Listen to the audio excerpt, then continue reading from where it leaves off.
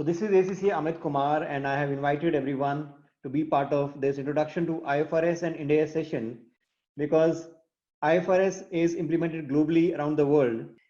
And I've also invited in this session, I've invited the aspirants of diploma in IFRS. I've invited the aspirants of ACC qualification who will be writing their strategic business reporting paper, and I've also invited CA final students who are going to write their financial reporting paper based on Ind AS.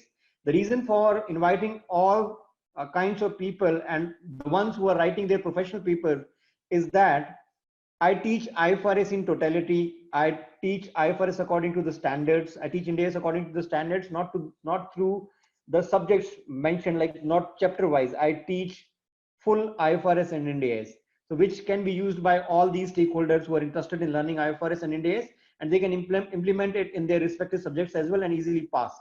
So my claim is that if anyone attends my sessions, they can pass any IFRS examination anywhere in the world. So that's the statement I make. I know this is a bold statement, but my experience and my confidence makes it possible. So in India, we decided to give a number as Ind AS 101. Now you know the role of it. What is the role of first time adoption of Ind AS? It also contains mandatory exemptions from applying the effect retrospectively, and it also contains optional exemptions from applying the effect retrospectively. This is a facility provided to transition to IFRS in the converse form of IFRS known as Ind AS in India. If anyone is attending from outside India, you can relate to it now. So whether I use the term Ind AS or whether I use the term IFRS or SFRS or AZFRS, they are interchangeable in nature today. There is not much of a difference. Even if there is a difference, we can easily look out for that difference and can read the financial statements of any country now. We can read the financial statements of any country because we understand IFRS today. So about the differences, like the question arises, are there major differences, minor differences, how to go about it? So if I look at the differences, like what are the differences? In IAS 1, suppose presentation of financial statements, there is a requirement or there is an option given that you can present your income statement either in a single statement or either in two statements. Single statement means you can present your P&L and other comprehensive income in one single statement, or you can present your P&L in one statement, you can present your other comprehensive income in another statement. Now, what do we want? We said this will create confusion. So we decided we will not go with two statement approach. We will only allow single statement approach in India. That's the difference between IFRS and Ind AS. Secondly, suppose there was a choice in presentation of items in the income statement. IFRS says that you can present your income statement according to nature of expenses or function of expense method. But it says that if you're presenting it according to function of expense method, you need to present the nature of expense in the notes to accounts. Now, what do you think should be done? I have a choice that present it in nature of expense or function of expense, but it says that if you're presenting by function of expense, you need to give it in notes to accounts. What shall I do? I'll say, why should I bother myself? Why should I allow dual accounting in India? It's better I eliminate one of the option and tell everyone that we only have one way of doing it, that is nature of expense. Because anyway, if we use function of expense, we'll be required to disclose it in the notes to accounts.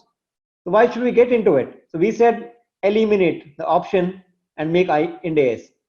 So wherever there are options, when those options are eliminated, so mainly the area you need to focus on is that where there are options in IFRS. So if you look at the options, you'll get to know whether we have maintained that option or we have not allowed that option. We have chosen the one way. Like IAS 40 is the standard for investment property. Investment property means land and building. Land and building held for capital appreciation or for renting it out to others. Especially for land and building, there is a standard in IFRS. So when I use the term IFRS, it automatically means that I'm also talking about ISAs, I'm also talking about IFRICs, I'm also talking about interpretations. And when I use the term in India, it automatically means that I'm talking about Ind AS or I'm talking about ANZFRS or SFRS or any country which is implementing IFRS today. So for the differences, we need to go and look specifically. And if I look at the differences, I can be well versed in any gap today globally. So IAS 40 had a choice that you can present your investment properties on cost model or on fair value model. There is a choice. But using cost model, you need to disclose the fair value in the notes to accounts. So what we decided to eliminate this choice. We said we have only one model in India, that is cost model, but we allowed disclosing the fair value in the notes to accounts. That's where we did not differ. We did not differ as far as presentation in notes to accounts, but we differed as far as models available for IAS 40 and Ind AS 40. We differed. IAS 40 has two models. Ind AS 40 has only one model, cost model. Now this also becomes another reason for learning IFRS first. If someone is thinking of learning IFRS or Ind AS, what they should learn first? I would recommend them to learn IFRS first and then move on to learning Ind AS, because that will make them truly global in nature. Plus, they will also be able to know what existed and what doesn't exist in India. Because some other country may be allowing this option, cost model or fair value model. And if you are implementing that gap within the country, because it is a foreign entity, you need to prepare their financial statements. Being in India, it's a Japanese company or any other company who are preparing their financial statements on IFRS, you may be required to look at it from the option available. So, but if you do not even know that an option existed, you will be in trouble. So it's always better to learn from the source and then implement it to other accounting standards. So in India, we'll not be issuing an explicit and unreserved statement of compliance with IFRS. We'll say that we are in compliance with Ind AS in India. Got it? Hope this is clear. Anyone having any concern? So just a quick ask, so that if anyone is willing to ask anything, they can ask, or I can move on. Hope most of the questions are clear. Now, the next question is how to get it implemented. How this gets implemented in India. Now, if you notice that there is a date of transition of 1st April 2015. So which will be the financial statement which will be used in India and which will be prepared on the basis of Ind AS, which is the first Ind AS compliant financial statement in India. So it was voluntarily allowed from an earlier date, mandatorily applicable from financial year beginning 1st April 2016.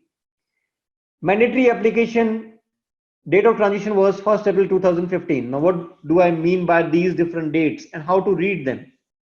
So when you read the implementation dates, read them carefully. They say that the date of transition is 1st April 2015 in India, but it is applicable from financial year beginning 1st April 16. If it is applicable from financial year beginning 1st April 16, it means that the first Ind AS complied financial statement based on Ind AS in India will be published of 31st March 17, because the financial year is beginning from 1st April 2016. The next requirement of Ind AS 1 is that if you're presenting your current year balance sheet, you need to give the comparative. The comparative will be of 31st March 16. Now, if you remember, there was a requirement for retrospective application. Now, as I said, in the absence of IAS 8, we would have to apply IFRS 1. And in IFRS 1, what is relaxation given to us? For applying the retrospective effect, optional exemptions for applying the retrospective effect, mandatory exemptions. IAS 8 accounting policies or Ind AS 8 accounting policy says that if there is any change in accounting policy or if there is a correction of prior period error, so when we change the gap, we are actually changing the accounting policies. And if we are changing the accounting policies, we need to apply the effect retrospectively.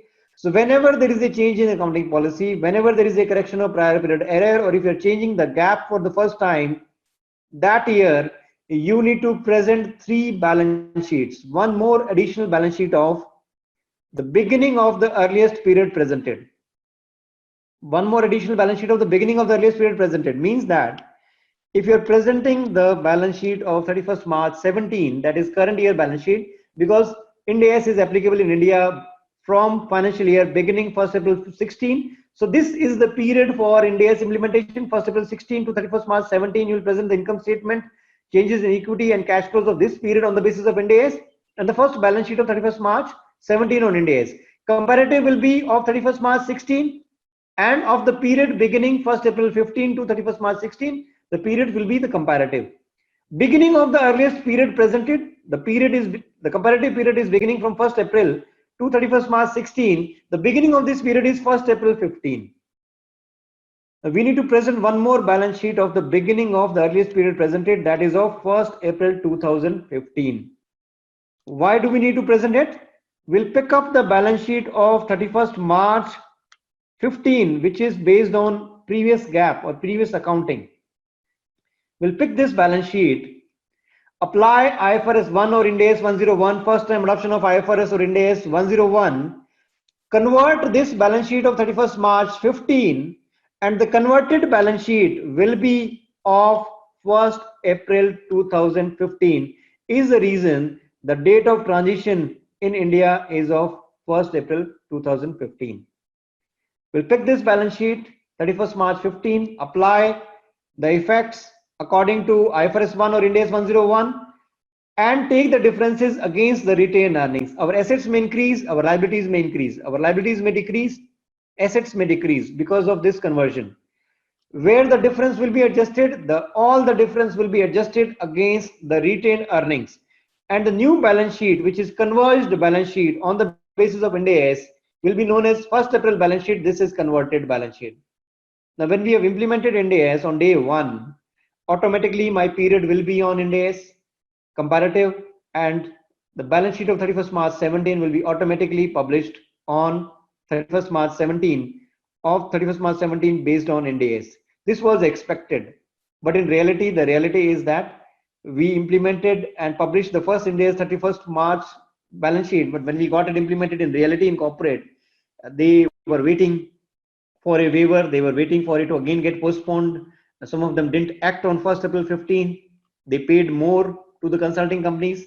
They rushed and then presented the 3 balance sheets for the period 31st March. The requirement is that when we are publishing the balance sheet of 31st March 17, you need to publish 2 more balance sheets based on Ind AS of 31st March 16 and 1st April 15. So I'm giving you an important tip here. If you see 1st April balance sheet, or in India, 1st April balance sheet, or for any other country, if you see the beginning of the earliest period presented balance sheet, it means that that entity had either changed the GAAP, or that entity has changed an accounting policy, or they must have corrected a prior period error. In these 3 circumstances, they need to present an additional balance sheet for applying the effect retrospectively, for correcting a prior period error, for changing an accounting policy, or for applying a new GAAP altogether for the first time. Any questions on this? Any questions on this? I know I've talked about a very complex thing here, but hope you've understood it. If anyone has any doubt, please ask.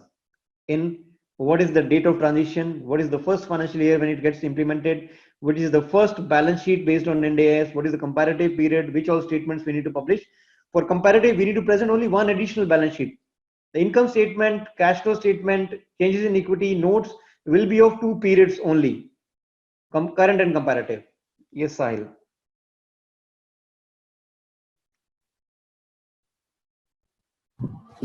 Sir, I want to know why the balance sheet of the 1st April 2015 is reflecting in the financial statement. If it is enough for 31st March 2016 now, then why it is of 1st April 2015 is also we are publishing? Sahil will not be publishing 31st March 15 balance sheet along with the balance sheet of 31st March 17. We'll be publishing the balance sheet of 1st April, which gives an indication to the world that this is a converted balance sheet.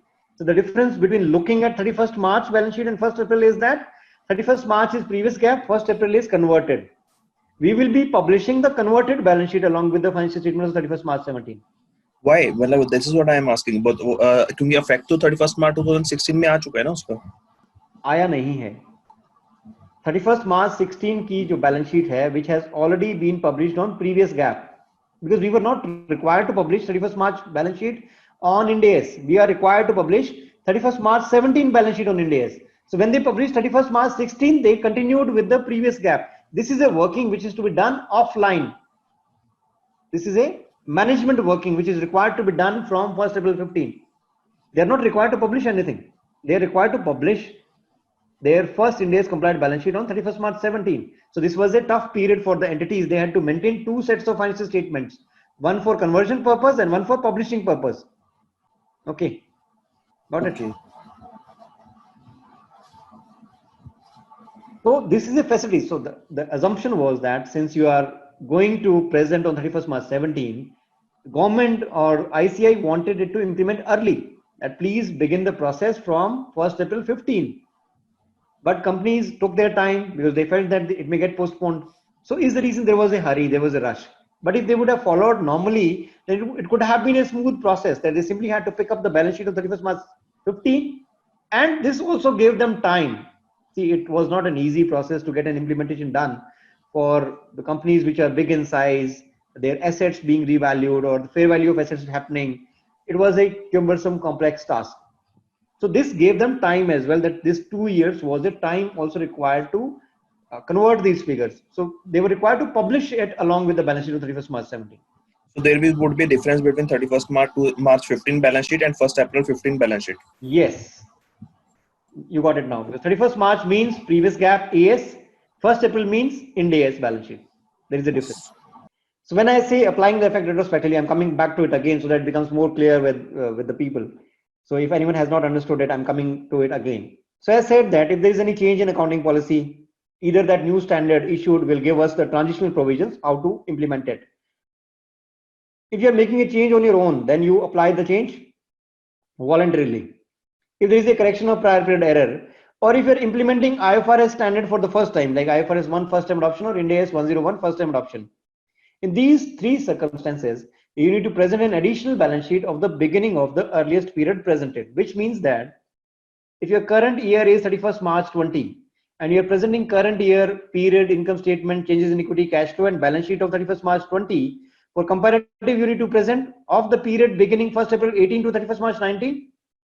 This will be the comparative period. Income statement, changes in equity, cash flow has a relationship with the period. Balance sheet is of a particular date. So they'll be publishing the comparative balance sheet of 31st March 2019.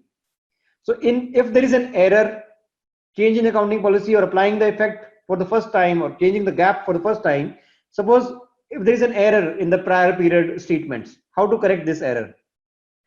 We'll present the beginning of the earliest period presented balance sheet of beginning of earliest period, beginning of 31st March 19 is 1st April 2018.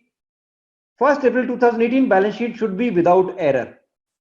If there is an error we are trying to correct, it should be without error. How it can be without error? When we have the balance sheet of 31st March 18, which is with error, we correct the error in the 31st March 18 balance sheet, take the difference to retained earnings, publish a new balance sheet of 1st April 18, which is without error, which is with new accounting policy, which is with new gap. Hope this is very clear now with everyone. So this is how we'll be applying the effect retrospectively. Yes, Arjun.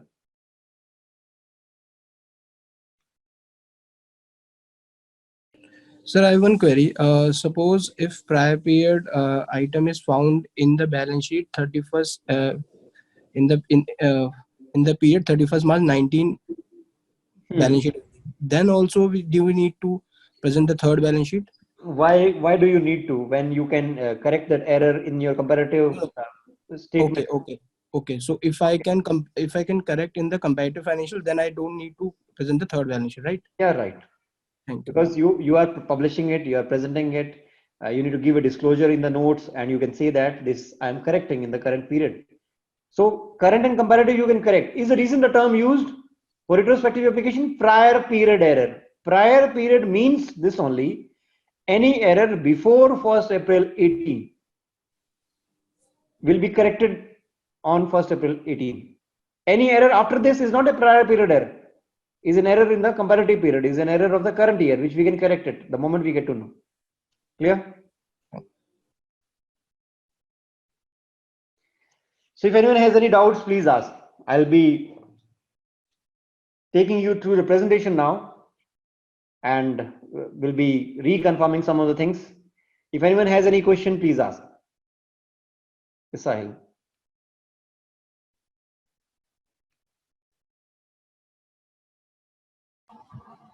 So mainly this IFRS would be applied only when the company is first time adopting. Like the insurance company will adopt in 2023, so this standard will apply. In between, this standard will not be applied. So this standard is something which is used in the life of an accountant or an entity only once in their life. Once implemented, they don't need it. Yeah. So, मतलब अब 2023 for the insurance company, if it would get applicable. Yes. Once implemented, story over. We don't need that standard. So this is a standard which is used only once by an accountant who is with the same company, or if they were with the listed entities. Now, if they move to NBFCs, they may get a chance to implement it again. Because if you look at the NBFCs, like in India, banks, insurance, and NBFCs, they were supposed to implement IFRS. Now, as I said, like once in the life of an accountant, which may be proved wrong by some who had implemented NDS when they were implementing it in the listed entities or in the entities about 250 crore or 500 crore. But if they move to an NBFC now, they'll get this chance again to implement it in that NBFC as well. Now, for NBFCs, the dates was banks and NBFCs, the date was 1st April 18. Now, you can imagine that if the results of 31st March 2019 were published of the banks according to IFRS or Ind AS, we had elections in May 2019. And if the results were published of banks on the basis of Ind AS, what would have been the scenario? I think you can imagine. So RBI has postponed the implementation of Ind AS on banks for an indefinite period for now. They have not given any date, but they did not give any relaxation to NBFCs and housing finance companies. So if you noticed, many of the NBFCs and housing finance companies were getting liquidated in the last year. They already were in trouble even before COVID-19. Otherwise, they could have blamed this as well. They were in trouble because of the system, because of the implementation of expected credit losses. Now, there was a model known as incurred loss model for impairment of assets, impairment of financial assets. But with the implementation of Ind AS, with the implementation of Ind AS 109 financial instruments, there is a new model for impairment of financial assets, which is expected loss model. That we need to expect the losses in advance, which can occur on the receivables of loans, which is given to third parties, which is given by the bank to earn income in the form of interest. If there is any expected loss, we need to book that loss in advance, create an allowance for it, and when it actually gets impaired, then we'll use that allowance to write off. You recently noticed that there was a big written off, though one of our minister made a statement that it's not a waive off, it is a write off. Write off means that they have no option of recovering it, is the reason they are writing it off, because it will not be recovered anymore. So the standard on financial instruments is capable of alarming the banks in advance that these are the parties which may turn defaulters in future, because we are creating an allowance in advance. So there is a way out wherein we are computing expected credit loss. ECL model is going to get implemented with the implementation of Ind AS. So this is for my introduction part. I'll be taking you through the presentation. If anyone has any doubts, I've answered most of the questions now, I guess, which bothers, and I believe I've been successful in setting the ground for understanding IFRS or Ind AS. So I'll be taking you through the brief journey, what I've discussed with you till now. If anyone has any concerns, any questions, please ask. Otherwise, I'll take you with some repetitive information so that I'll be confirming it again from you through the presentation. Any questions, anyone till now? So when I don't get an answer, I normally believe, and which is a good sign as well, that there are no queries till now. For Ind AS, a world of possibilities. Like if you only understand it and if you know it, it can turn out a big opportunity for you.